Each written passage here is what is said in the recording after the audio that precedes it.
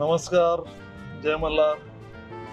आता आपण पालीवरनं दर्शन घेतलेले आहे आणि आता आपण चाललेलो आहोत दुसरा खंडोबा मंगसुली, जो कर्नाटकमध्ये आहे. आणि इथून त्याचं अंतर साधारणपणे 135 किलोमीटर दाखवतंय गुगल मॅपवरती. आणि टोटल 135 किलोमीटरला 4 तास दाखवतंय. म्हणजे रोड थोडासा खराब असण्याची शक्यता आहे. आणि येताना पण आम्हाला ते पुण्यापासून ते सातारा क्रॉस केल्यानंतर बऱ्याच ठिकाणी रोडची कामं चालू आहे, डायव्हर्जन्स होते, ट्रॅफिक आहे, त्यामुळे बराच वेळ लागला. आता बघूया, लवकरात लवकर आम्ही तिथे संध्याकाळ व्हायच्या आत प्रयत्न करू पोचायचा. आणि गुगल मॅप लावून आल्यानंतर एक फायदा असतो की गुगल मॅप तुम्हाला प्रत्येक गावागावामधून घेऊन जातं. तुम्हाला टर्न करून दाखवतो. प्रत्येक गावागावामधून तुम्हाला असे छोट्या छोट्या रस्त्यातून जावं लागतं. आता आम्ही ज्यावेळेस इकडनं कन्याकुमारी रामेश्वरमला गेलो होतो, रामेश्वरम ज्योतिर्लिंग करायला, त्यावेळेस अशाच गावागावामधून गेलो होतो. सिंगल रोड, समोरून एक मोठी गाडी आली तर दुसरी गाडी पास करण्याकरता खूप एक तर खूप मागे रिवर्स तरी घ्या, नाही तर कुठेतरी एकदम असं दाबून लावा, आरशे बंद करा, एवढे म्हणजे बारीक रोड होते. पण रोड एकदम चांगले. आपल्या महाराष्ट्रामध्ये रोड बारीक आहेत पण खराब आहेत.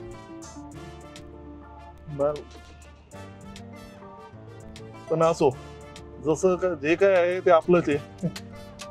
हळूहळू सुधारणा होते आणि आशा करू की पुढेही सुधारणा होईल म्हणून.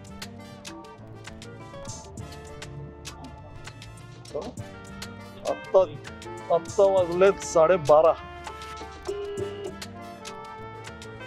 अशी लोक येतात. भाऊ कुठं बघवत होता काय माहिती, आता बोनी टोपी घेऊन बसला असता. काय समोरच्याचं लक्ष नसलं तरी आपल्याला कायम समोर लक्ष ठेवावं लागतं. त्यामुळे शक्यतो आम्ही गाडीमध्ये बसून ब्लॉगिंग करायचं पहिल्यांदा विचार केला होता, पण त्यामध्ये रिस्क आहे, पहिलीच वेळ आहे आणि उगाच कुठल्या प्रकारचे नियम आपल्याला मोडायचे नाहीयेत. त्यामुळे शक्यतो जो गाडी चालवेल तो फक्त गाडीच चालवेल, कॅमेरा वगैरे हँडल करायचा दुसऱ्याने करायचं.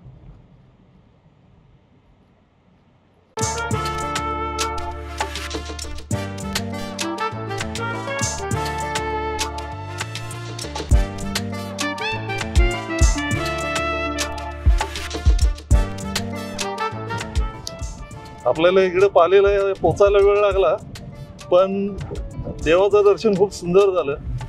आणि तिकडे ॲक्च्युली तसा व्हिडिओ किंवा फोटो काढायला अलाउड नव्हता, पण आपण तिथल्या पुजाऱ्यांना एक विनंती केली आणि तिथले अनेक पुजारी होते, पण त्यातल्या एका पुजाऱ्यांनी ती विनंती मान्य केली. पुढे काच आहे, आपल्याला हे करत होते, क्रॉस करत होता.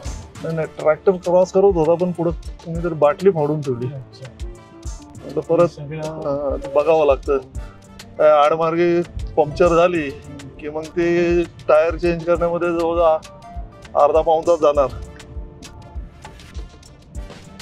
कारण आमचं विचार झाला की दिवसाला कमीत कमी 2 खंडोबा तरी झाले पाहिजेत. कारण सुट्टी मला खूप कमी मिळालेली, नाहीतर खंडोबा बरोबर ते आसपासचे जेवढे प्रसिद्ध स्थानं होती त्यालाही भेट देण्याची खूप इच्छा होती.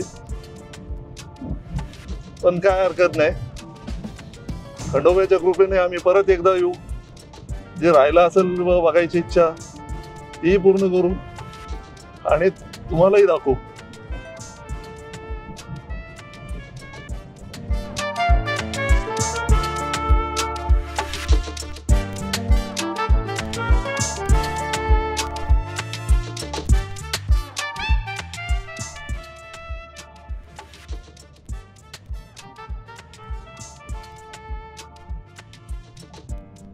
मामा,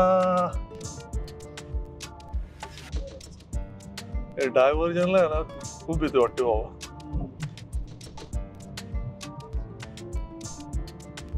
त्या बाईकवाल्यांना वाटतं चुपकन जावं, पण आपण किती स्पीड मध्ये असतो त्यांना कसं काय अंदाज येतो काय माहिती.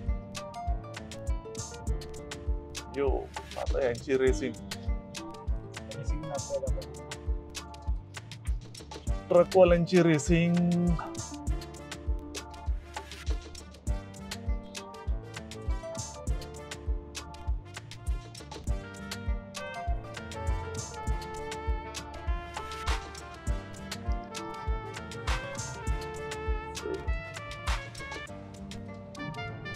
वा क्या बात आहे, ऊसाचे मळे.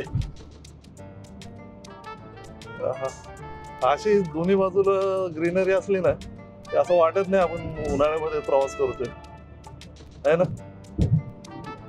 हिरवळ पाहिजे बाजूला आणि असा सुंदरसा रस्ता. बरेच कामं चाललेली आहेत रस्त्याची, पण एक बघून आनंद वाटतो की आपण किती महिन्यापूर्वी मागाल तो एक 7-8 महिन्यापूर्वी त्या मानाने बराच स्पीडने काम झालेलं आहे. नाहीतर तेवढा पट्टा क्रॉस करायलाच एवढा वैताग येत होता.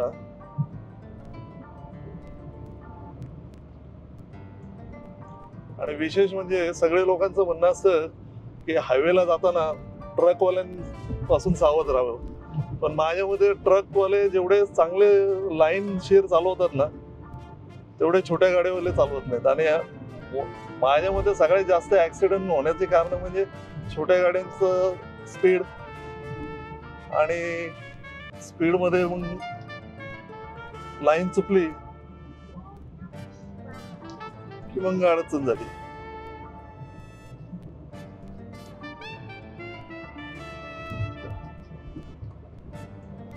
ऊस आणि नुसता केळीच्या बागा आहेत. Divergence कुठे राहतो पण डायव्हर्जन बरंच.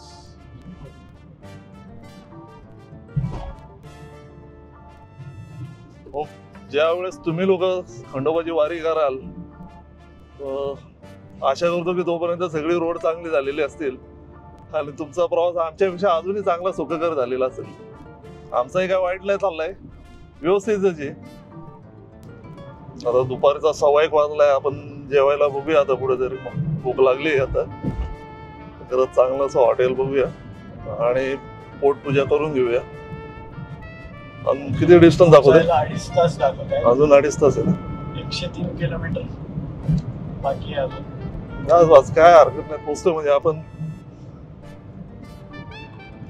जेवण खाऊन करून एक 5 पर्यंत पोचलो तरी चालतंय. आणि समोर आमच्या चाललेली आहे लॉर्ड आल्टो. लॉर्ड आल्टो वाले लय डेंजर. लॉर्ड आल्टो आणि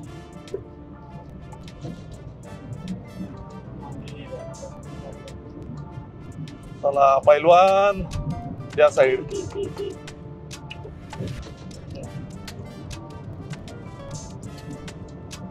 काय आता सांगली कोल्हापूर म्हटल्यावरती पैलवानांची नगरी, त्यामुळं खूप प्रेमाने साईड मागावी लागेल.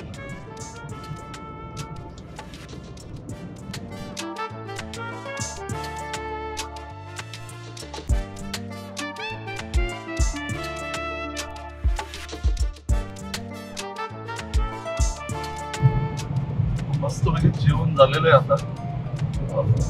मध्ये आता हे घेतला होता जरा 2 तासाचा ब्रेक. जेवण मध्ये शुद्ध शाकाहारी शेवची भाजी आणि दाल तडका, जो अप्रतिम होती. हॉटेल शबरी कराडमध्ये आम्ही थांबलो होतो. आता कराडवरून मंगसुलीला निघालोय. अजून किती रस्ता पुढे? अजून 2 तास 10 मिनिटं दाखवतो. इथून 93 किलोमीटर राहिलेत. काही ठिकाणी रोड सिंगल आहे.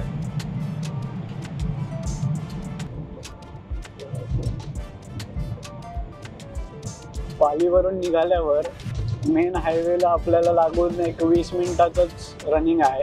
त्याच्यानंतर मेन कराडमधून आपल्याला डाव्या हाताला टर्न घेतला की सिंगल रोड सुरू होतो मंगसुलीकडे जायला. तर तो रोड असा आहे, सिंगल रोड.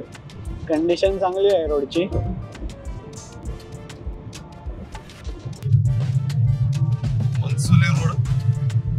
एकदम खराब आहे, रस्त्याची कामं चालू आहेत.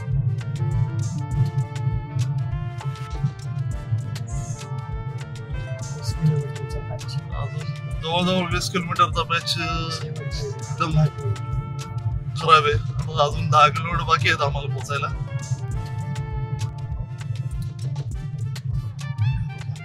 काम चालू आहे, बहुतेक अजून एक 5-6 महिन्यामध्ये अजून चांगलं होईल.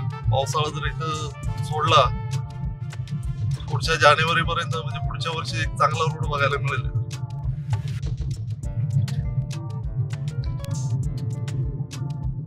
आता आपण ऑलमोस्ट कर्नाटक बॉर्डरच्या जवळ आलेलो आहे आणि कर्नाटक बॉर्डर किधर गई हेच बॉर्डर आहे मॅपनुसार.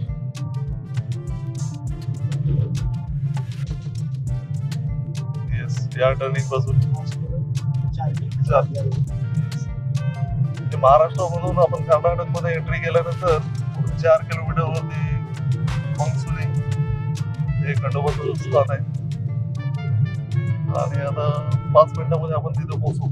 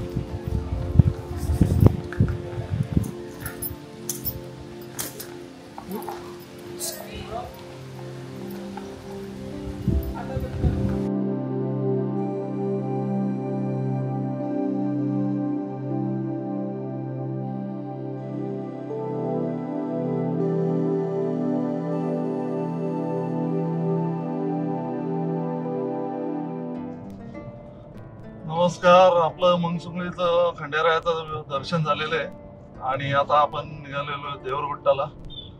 देवरगुट्टा मंगसुळी पासून जवळजवळ 320 किलोमीटर आहे आणि गुगलवरती रीच टाइम 6 तास दाखवत आहे. 6 तास 20 मिनिटं आणि सिंगल रोड आहे, त्यामुळं गाडी काही जास्त पळवता येत नाही. सावकाश चाललेलं पण सिंगलच रोड असल्यामुळे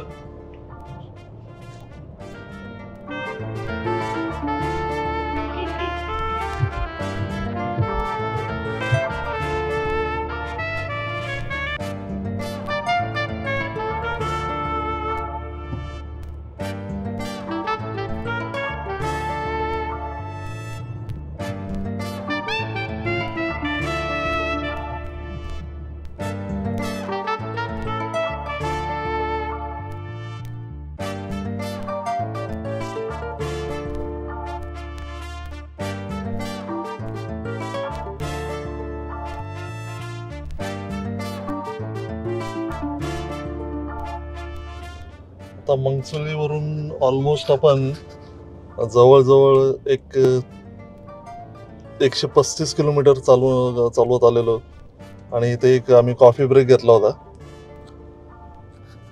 आणि प्रचंड आता थकवा जाणवतोय. तर आता आम्ही धारवाडला एक हॉटेल बघितलं आहे ऑन द वे, तर त्या हॉटेलला स्टे करायचा आमचा विचार चालू आहे. ऑलमोस्ट आम्ही आजच्या दिवसामध्ये 400-450 किलोमीटर आतापर्यंत रनिंग झालेली आहे आणि अजून पुढे एक 60 किलोमीटर अजून ते हॉटेल आहे.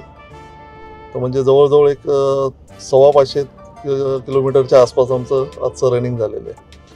तर आज तिथे मुक्काम करून मग सकाळी आम्ही देऊळगुड्डाला निघणार सकाळी पहाटे. आणि त्याच्यानंतरचा जो पल्ला आहे तो खूप मोठा आहे. जवळजवळ एक 5.5 तासाचं डिस्टन्स आहे.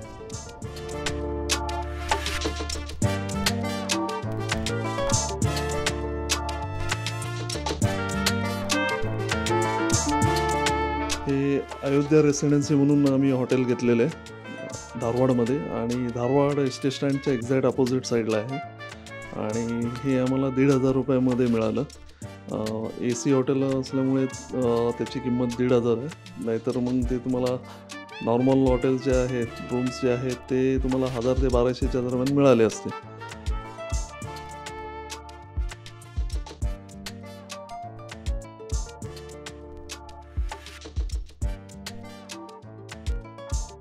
हा एपिसोड आता आपण इथेच थांबवतोय. आमच्या चॅनलला सबस्क्राईब करा, लाईक करा, शेअर करा आणि सबस्क्राईब केल्यानंतर बेल आयकॉन दाबा की जेणेकरून आम्ही अपलोड केलेले लेटेस्ट व्हिडिओ तुमच्यापर्यंत पोहोचतील.